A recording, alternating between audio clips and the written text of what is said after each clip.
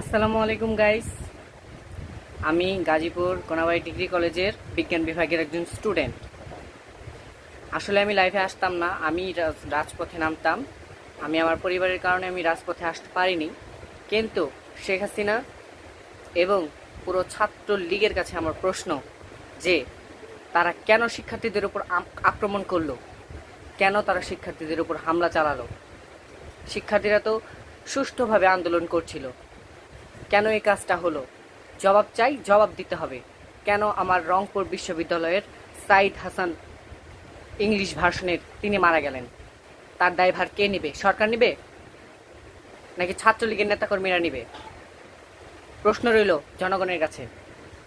আর school কলেজের তো বাদই দিলাম, স্কুলের, হাই স্কুলের শিক্ষার্থীরা প্রস্তুত হও। সুযোগ এসেছে দেশকে আবার